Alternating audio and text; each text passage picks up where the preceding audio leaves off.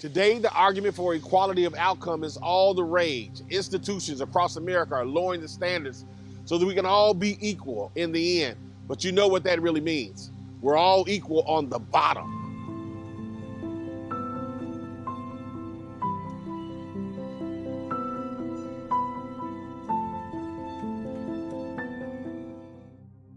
Hello, my name is Pastor Corey Brooks, and I'm still here. That's right, on the south side of Chicago, on this rooftop, living in this tent right behind me for 100 days, from November the 20th to February 28th, bringing awareness to the violence in Chicago, but also trying to raise enough money to build a much-needed community center on this block that we call O Block.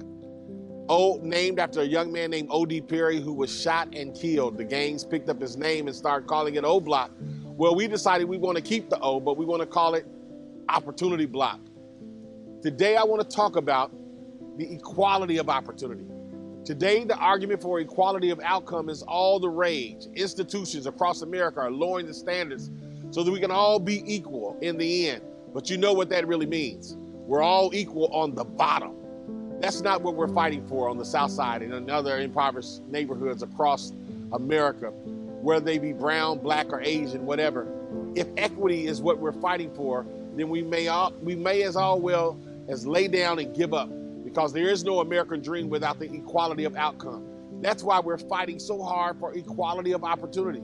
See, what very few people realize on the south side is that since the 1960s, our government, post-60s liberalism, has made us an experiment in this pursuit for equality of outcome. Our community is literally government controlled. We have every form of government assistance available, from housing, food, medical care. The outcome after 60 and 70 years of this is that we are all equal on the bottom.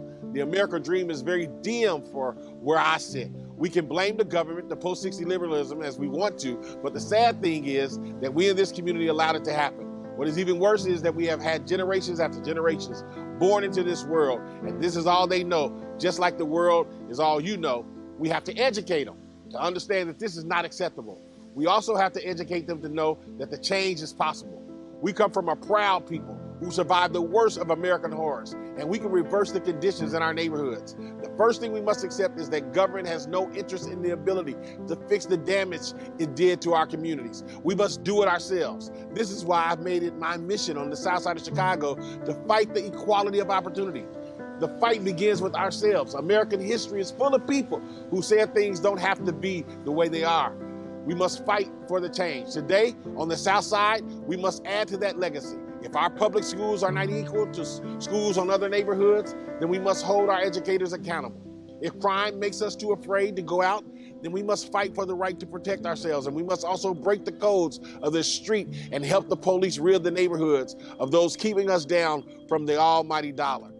I could go on and on, but you get the point. The pursuit of equality of opportunity begins with us. We must awaken our spirit. We must take the first step. And we must be taking the first step for years. Project Hood, we've been taking those steps. We've been helping countless of people pursue the path of equality opportunity to succeed. Pursuing equality, the outcome. That is why we must pursue the equality of opportunity with everything that we have. It is our daily hope, our universal hope. That is why we strive so desperately to make sure that we have the equality of opportunity.